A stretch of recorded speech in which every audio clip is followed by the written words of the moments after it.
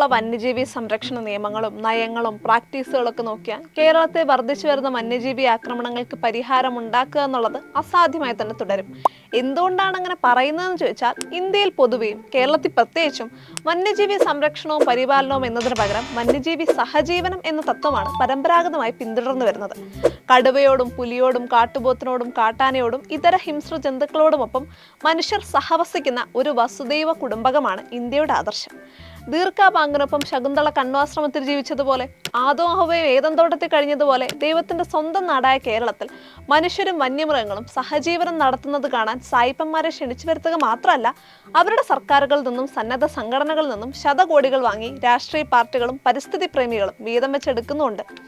കേരളത്തിൽ മനുഷ്യരും വന്യമൃഗങ്ങളുമായുള്ള ഈ സഹവാസവും സഹജീവനവും വിജയകരമാണ് എന്നതിന് അവരുടെ പക്കൽ തെളിവുമുണ്ട്. തെളിവൊന്ന്, ലോകത്ത് മറ്റൊരിടത്തും അനുവദനീയമല്ലാത്ത അത്ര ഉയർന്ന അനുപാതത്തിൽ മൃഗങ്ങളെ പെരുകാൻ അനുവദിച്ചിട്ടും കേരളത്തിലെ മനുഷ്യരുടെ എണ്ണത്തിൽ കാര്യമായി കുറവ് വന്നിട്ടില്ല. അതിനർത്ഥം കേരളത്തിലെ മനുഷ്യർ വന്യമൃഗങ്ങളുമായി സമാധാനപൂർവ്വം സഹവസിക്കുന്നു എന്ന് മാത്രമല്ല, രണ്ടിന്റെയും ടോട്ടൽ പോപ്പുലേഷൻ ഉയരുകയും ചെയ്യുന്നു എന്നാണ്.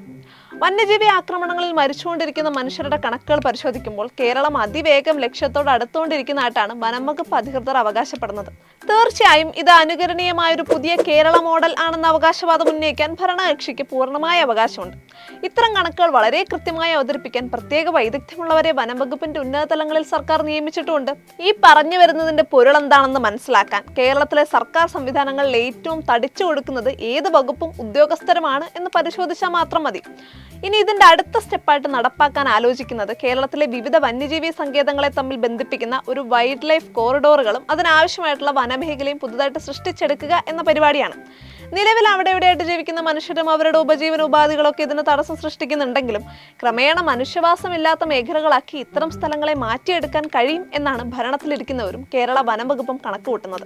മൂലക്കുരു വന്നാലും ചികിത്സിക്കാൻ അമേരിക്കയിലേക്ക് പോകുന്ന രാഷ്ട്രീയക്കാരുള്ള നാട്ടിൽ ഇത്തരം കാര്യങ്ങളിൽ വിദേശ രാജ്യങ്ങൾ പിന്തുടരുന്ന രീതികൾ എന്തെന്ന് ആലോചിക്കാൻ പോലും ആർക്കും താല്പര്യമില്ലാത്തത് എന്തുകൊണ്ടാ?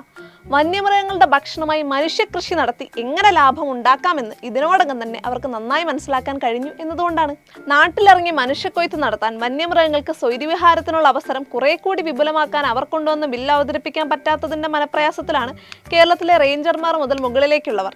വനപ്രദേശങ്ങളോട് ചേർന്നും വരാൻ പോകുന്ന വന്യജീവി ഇടനാഴികളോട് ചേർന്നുള്ള പ്രദേശങ്ങളിലെ ജനസംഖ്യ കണക്കിലെടുത്ത് ഭാവിയിൽ ആവശ്യമായി വരുന്ന നഷ്ടപരിഹാരം കൂടി കണക്കാക്കിയാണത്രേ കേരളത്തിലെ വൈൽഡ് ലൈഫ് വിദഗ്ധർ ഇപ്പോൾ പ്രൊജക്ടുകൾ തയ്യാറാക്കുന്നത്.